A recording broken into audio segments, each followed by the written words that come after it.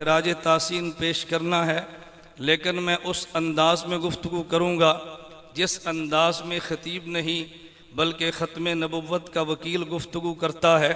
मुझसे कबल आपने गुफ्तगू समात फरमाई है, लेकिन मेरी गुफ्तगू का अंदाज देवबंदियत की बुनियाद पे होगा।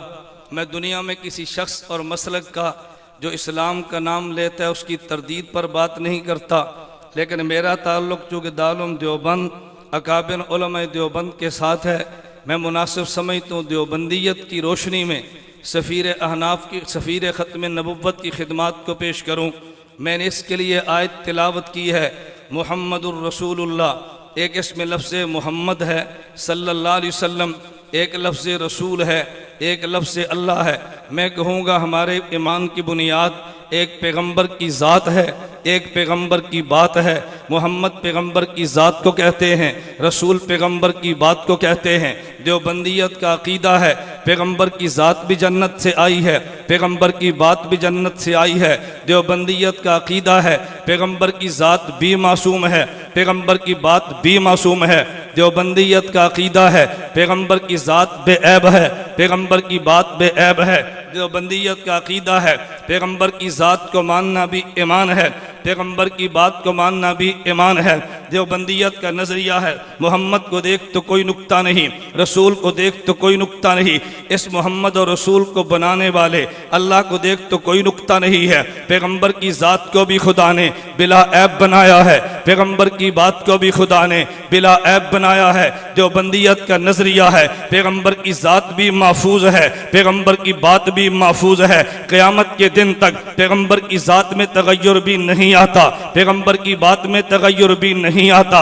देवबंदियत का नज़रिया है जहाँ पैगंबर की ज़ात है वो मकान भी तमाम मकानों से आला है, जहाँ पैगंबर की बात है वो अहादीस भी तमाम बातों से आला है। देवबंदियत का नज़रिया है पैगंबर की ज़ात भी जिंदा है, पैगंबर की बात भी जिंदा है। नबुव्वत की ज़ात ने भी क़यामत तक जिंदा रहना है, नबुव्वत की बात ने भी क़यामत तक जिंदा रहना है। हमने पैगंबर की ज़ात को माना, पैगंबर की बात को माना। पूरे दीन को समेट दिया जाए तो मोहम्मद रसूलुल्लाह में दीन आता है, उसमें नबुव्वत की ज़ात भी है, नबुव्वत की बात भी है। दुनिया में जितने हमले हुए कोई हमला पैगंबर की ज़ात पर है, कोई हमला पैगंबर की बात पर है। मैं कादियानियत के हवाले से गुफ्तगू करते हुए ये बात कहना चाहता हूँ कि मिर्ज़ा कादियानी ने नबुव्वत का दावा करके ख़त्म नबुव्वत का इनकार करके नबी की ज़ात पर भी हमला किया है, नबुव्वत की बात पर भी हमला किया है। देवबंदियत ने नबुव्वत की ज़ात और बात का दिफा करते हुए मिर्ज़ा कादियानी की ज़ात को भी ज़ेरे बास लाए हैं, मिर्ज़ा कादियानी की बात को भी ज़ेरे बास लाए हैं। मैं इस एक सवाल का जवाब देना वकीलाना तर्ज पे ज़रूरी समझता हूँ। जब हमारे उलमाए हक ने मिर्ज़ा कादियानी की ज़ात पर बहस की है, जब बेईमान शराब पीता था, बेईमान ज़िना करता था, बेईमान खलवत में नामहरम औरतों से अपनी टांगे दबाता था, दिन में 100 बार पेशाब करता था, बेईमान अंग्रेज का टॉट एजेंट था।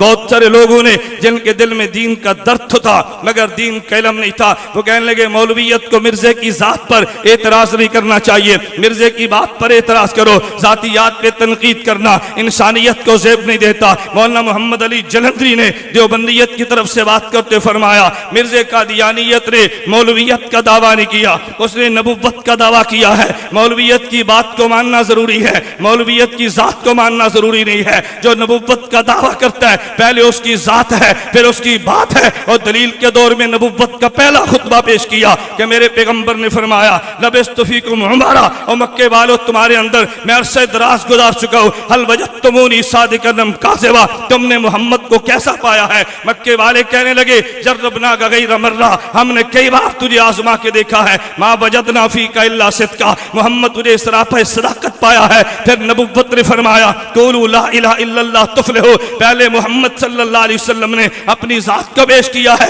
फिर पैगंबर ने बात को पेश किया है। मेरे नबुव्वत ने पहले खुतबे में बता दिया पहले पैगंबर की ज़ात होती है फिर पैगंबर की बात होती है। कादियानी ने नबुव्वत का दावा किया पहले इसकी ज़ात को ज़ेरे बास लाया जाएगा फिर इसकी बात को ज़ेरे बास लाया जाएगा। पैगंबर के तुमने दो नामों को देखा होगा। हज़रत अमीर हमजा ने जब कलमा नबुव्वत का पढ़ा है तो पहली दफा हज़रत अमीर हमजा रज़ी अल्लाह अन्हु ने नबुव्वत की खिदमत में पेश होकर जो कसीदा पढ़ा था, हज़रत अमीर अमीर हमजा फरमाते हमिदुल्लाही नहदा फुआनी इलल इस्लाम व दीनिल हदीफी लिदीन जाअ मिन रब्बिन अजीजी खबीरन बिल इबाद बिहिम लतीफी इज़ा तुलियत रसाइलुहु अलैना तहद्दर दम ज़िल बिल हसीफी रसाइल अहमद मन हदाहा बिआयात मुबय्यनतिल हुरूफी अहमद फीना मुहम्मद मुस्तफा फीना मुताउन फला तासु बिल कौलिल अनीफी फला वल्ला नुस्रिमुहु लिकौमिन फलम्मा नक़ज़ फीहिम बिस्सयूफी।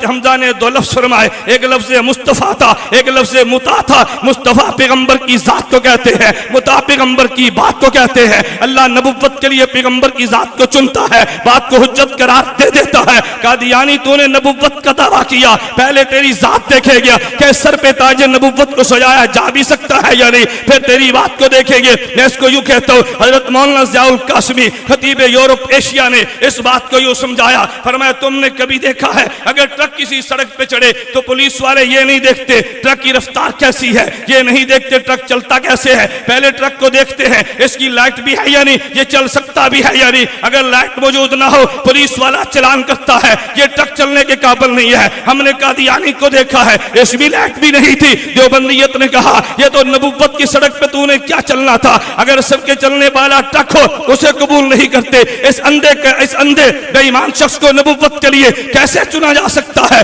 मैं बता ये रहा था, एक जाते नबुव्वत है, एक बाते नबुव्वत है। कादियानियत ने जाते नबुव्वत पे भी हमला किया है, बाते नबुव्वत पर भी हमला किया है। मैं देवबंदियत के किसके सरताज का नाम लूंगा, हाजी इमदादुल्लाह मुहाजिर मक्की को देख ले, बानी देवबंद मौलाना कासिम ननोतवी को देख ले, देवबंद के सरपरस्ते अव्वल मौलाना रशीद अहमद गंगोही को देख ले, शेखुल अरब अल अजब हुसैन अहमद मदनी को देख ले, हकीमुल उम्मत मौलाना अशरफ अली थानवी को देख ले, अल मुहद्दिस अजीम अल्लामा अनवर शाह कश्मीरी को देख ले। मैं तो नीचे चलता रईसुल मुनाज़िरीन हुज्जतुल्लाह फिल अर्ज़ मौलाना मोहम्मद अमीन उकाड़वी को देख ले, अल्लामा अली शेर हैदरी को देख ले, अल्लामा हक नवाज शहीद को देख के, ये जितने उलमा वो थे जो पैगंबर की जात का भी दिफा करते थे, पैगंबर की बात का भी दिफा करते थे। मैं निहायत उजलत के साथ और सुरत के साथ समेटते हुए बात कहना चाहता हूँ, सबीरे खत्मे नबुव्वत मौलाना मंजूर अहमद चनियोटी ने खत्मे नबुव्वत का दिफा करके नबुव्वत की जात की जंग भी लड़ी है, नबुव्वत की बात की जंग भी लड़ी है। और जंग लड़ने के लिए कभी अपने जिस्म का भी परवाह नहीं किया।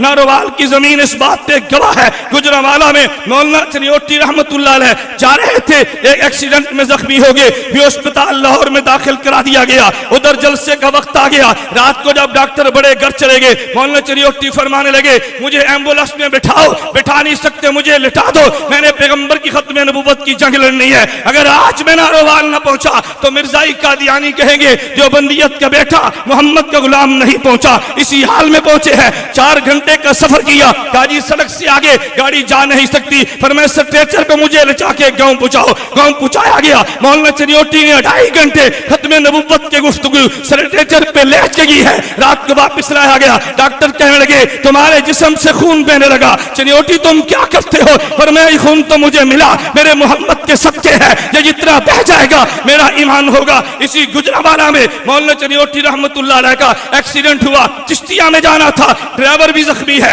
मौलाना वहीं से गाड़ी पर बैठे जख्मी वजूद के साथ खून आलूदा कपड़ों के साथ वहां चिश्तिया में पहुंचे। मौलाना इस हाल में पहुंचे हो, फरमाया जी हाँ मेरे पैगंबर की खत्म नबुव्वत का मसला था। कभी मौलाना घर में गए हैं तो मौलाना की वालिदा कहने लगी मंजूर अहमद मेरे दिल को तो देखो, हर रोज पुलिस पहरा, हर रोज छापे पड़ते हैं, जब तक मैं जिंदा हूं कोई थोड़ी सी नरमी कर लो, जब मैं दुनिया से चली जाऊंगी फिर शिद्दत इख्तियार करना। मौलाना चनियोटी फरमान लगे नहीं माँ तूने वो माई नहीं देखी जो बेटों को रुखसत करा करती थी, अगर तूने दिल छोटा कर लिया चनियोटी जंग कैसे लड़ेगा। और जुमले ने माँ के दिल की काया पलट दी, का बेटा तो खत्म नबुव्वत की जंग लड़, मैं माँ बन के तेरे सर पे हाथ रखा करूंगी। एक शख्स ने मौलाना चनियोटी के बारे में किताब छप चुकी है, मैं ये बात बता रहा था, अगर सामने में जनरल या खान आया है माशाल्लाह लगा था मौलाना चनियोटी गुफ्तगू कर रहे थे और देवबंदियत की तारीख को दोहरा रहे थे। एक जर्नैल ने कहा मंजूर अहमद तुम्हें पता है ये मार्शल लॉ का दौर है।